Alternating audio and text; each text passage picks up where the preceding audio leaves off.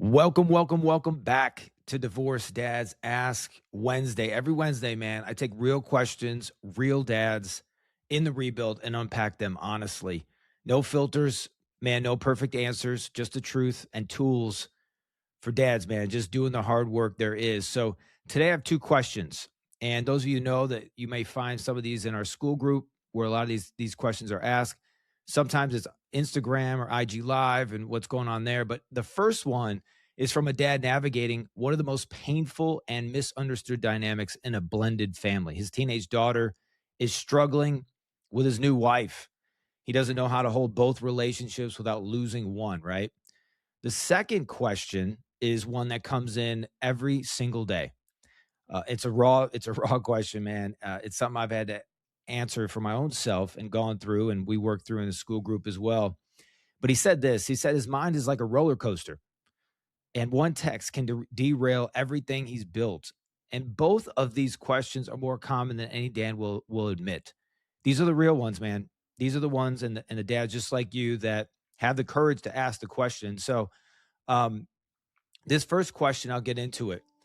It came in from a dad on an Instagram live, and it was great. And he's remarried, and he's got a teenage daughter, and she's having a hard time with this new wife, pulling away and friction and resistance and a lot of that stuff. And he said, Anthony, how do I build a better relationship with my daughter when she's struggling with my remarriage, with my new wife? I don't want to lose her, but I also don't want to damage my marriage. How do I hold both?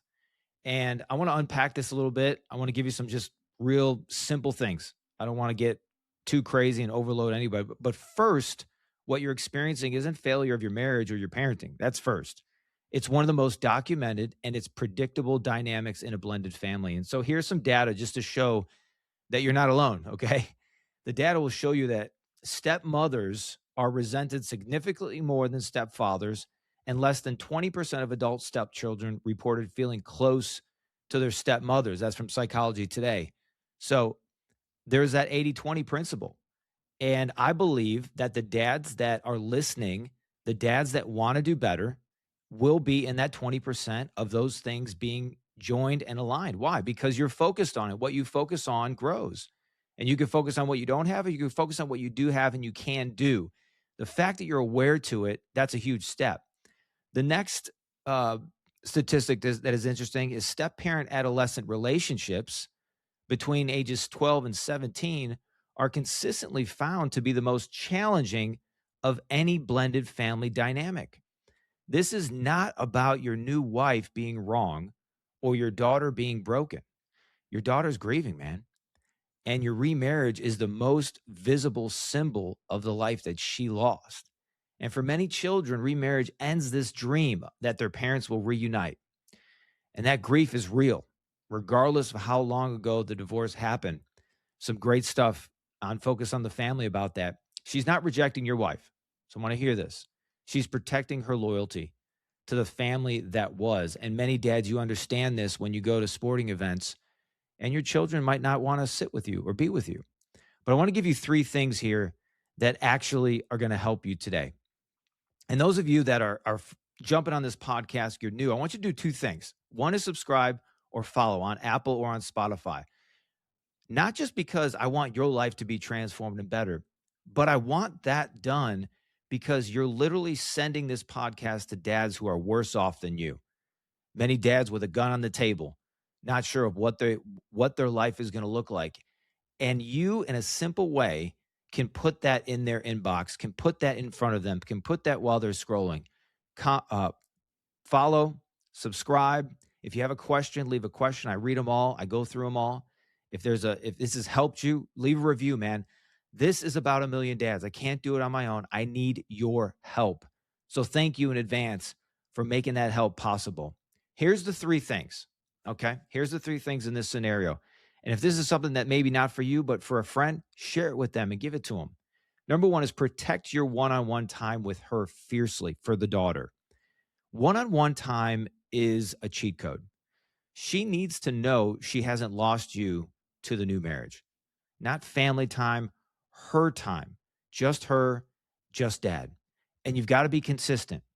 Many of you guys know in our school group when I talk about it, it has got to be, if you don't measure it, you can't manage it. It's got to be in the schedule. I recommend at least every 2 weeks that you are getting one-on-one time, a date with her, something she likes to do, walk. And it doesn't always have to be unpacking things. Sometimes, man, it's just a walk. Sometimes it's doing something that she likes to do where she feels loved and appreciated. Dads, you need to know your children's love languages. I want to add this in here because some of those things I suggested might not be what actually makes your child feel loved by you. If you don't know the 5 love languages for adults and parents, use those, it's those same ones for your children. There's quality time, there's acts of service, there's gifts, there's words of affirmation, and there's physical touch. My youngest is all about physical touch. My oldest, as a boy, is all about acts of service. So I know when I have one on one time with them, I know which bucket I need to fill. And remember, it's like a bank. If you don't put in, you cannot make withdrawals. And I'll say one more thing in this one-on-one point with you. It's really helpful for me and things that I'm telling you these things because I've blown it many, many times in this area. But I love this little simple phrase, connect before you correct. What do I mean by connect? I mean, get on their page, get some momentum going and some bond and some things they like to talk about. Don't just hit them with your grades need to be better or you need to do this or clean your room before you correct. It's got to be some connect points. Get those connect points, get those bonds situated consistently before you go in and try and fix and change and do all those kinds of things. Your daughter, your son, whoever that might be, they're fragile and they need to know that your attention to them matters and it's got to be consistent. A daughter who feels replaced will eventually disengage completely. A daughter who feels chosen will eventually open the door. Here's the second thing. Don't force the relationship between her and your wife, or if it's your son, don't force it. The instinct is to push them together, dinners, activities, bonding time, and those are great, but you can't force it. And another great stat and number on this that Focus on the Family has is the first 2 years in any step family are crucial. Expect conflict and extend grace. You're going to need to have a lot of grace and a lot of love, which means you need to have that inside of you in order for you to be able to give that out. If you're not pouring into your cup, if you're not filling it up spiritually, physically, mentally, emotionally, relationally, if you're not filling those things up, brothers, you will not be able to give that away. And that's where a lot of times that gap is you don't have that extra energy. You're exhausted. You're just trying to wing it. You don't have a schedule. You don't have a plan. You don't have a vision. You don't have a mission. You don't have any of those things. And so it's all ad hoc. It's all, you're playing defense. I want to encourage you on that. If you're not in the school group, get in there and start building a plan with brothers to do this right. You can be, like I said in the first stat, you can be in that 20% where this thing works. But you have got to be intentional, not trying. You have got to be obsessed. You've got to be intentional, and your children will be better for it. So, again, the forcing part with your daughter, you can't manufacture that. Your job is to model the respect for your wife. You can't just model affection, for your daughter, or whatever that might look like. You can require respectful behavior without requiring a relationship. You got to know that there's a difference in both. And the third thing is name what she's feeling before you try to fix it. Most dads go straight to solving. You're problem solvers, solve, solve, solve. Your daughter doesn't want an explanation. She needs to feel heard first, which is what I said before. Connect before you correct. And say it out loud to her. Hey, I know it's hard. I know this isn't what you wanted. I need you to know that nothing about this changes how much I love you and how much you matter to me. And I want to show you, I want to prove to you what that looks like. And knowing those love languages for her will help you get deposits in her consistently so that she feels the love. It's not you're guessing her love, you know her love. Or for your son, you know his love. Those are big things. Let me get into this second one. Question came in from a dad in our community. And I want to read it exactly as he sent it because it's one of the most honest things that I've seen and heard. And I hear this, probably daily. He said, Anthony, I struggle with my mind. It's like a roller coaster. Things get fine when I'm busy or in a good stretch, and then a text or an email or something happens. It just derails me. All the old thoughts flood back and crush me. And then I just numb out or I'm completely exhausted. I want to tell you something before I answer this. That paragraph you just heard, that is the divorced dad experience. Described more honestly. I mean, that's the real deal. That is what I was feeling. That is what dads are going through. And they're in this blender, I would call it. They're in this whirlwind. They're in this mental tornado. And things go well when they're busy or they're at work or whatever. And then something will happen, right? So I want to unpack this for you. I want to drill into just some simple things of why this is happening and then what you can do about it. Because these are two big things. What you're describing has a name. It's called the trauma or trigger response. It's not a breakdown. It's not a weakness. It's not going backwards. And here's just what your brain is doing, because it's good to understand the neuroscience of what's happening in your brain. When the brain experiences trauma, and divorce is classified as one of the top 5 most stressful life events a person can face, it creates heightened neural pathways that are sensitive long after the event. It's like when you have a cut and every time you touch that thing, it hurts and it's painful. Well, that's what you got. And so it's sensitive, man. And so a text, an email or whatever, it fires that brain is firing. It's cut. It's feeling it. It feels a threat. And that's what it is. It's a threat detector. And the flooding feeling it's not irrational. It's just what your brain does. So the text doesn't cause the flood. It unlocked a door your nervous system has been guarding. And here's what's actually happening in that sequence, right? So things are fine. Something hits, old thoughts flood, crash, numb out, or exhaust. It's not a mental health crisis. That's an unprocessed wound meeting a trigger it wasn't ready for. And so I'll give you 3 things you can do. And the 3 things that I tell guys all the time in our school group and clients. And this is a pattern. And it's something that mentally, mindset wise, dads do not prepare for this. Most males do not prepare for this. And so this is something that they try to avoid or push away or numb out or just push through it. And I'm telling you guys, there is a better way that will heal you, that will fill your cup up so that you can be the most incredible dad that you can be. Not somebody else's dad, not somebody that you're watching on social media. You can be, that you can be this person. So first is identify your specific trigger before they hit, not generally. So the trigger could be scrolling in your phone. I know some guys, they have this app where it pops photos up from old and shoot, I'm telling you, that will trigger something. It could be, a date on the calendar, an email. But first you got to understand what it is so that you can name it. Because most men can name the flood, but they don't name the door that opened it. So when you know the trigger in advance, you can prepare instead of react. I don't want you guys playing defense. Excuse me. It's offense, guys. It's offense. Because you have a plan, you can play offense. So write them down, 3 triggers that reliably derail you. I want you to write those down. What are those 3 triggers?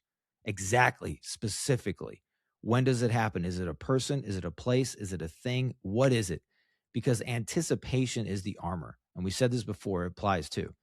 Then you need a 90-second circuit breaker, right? You need this moment in the day to be able to have enough time to realize, is this something that I want to derail me? And what do I do next? So when the flood starts, you have 90 seconds to take over. That window is your intervention point.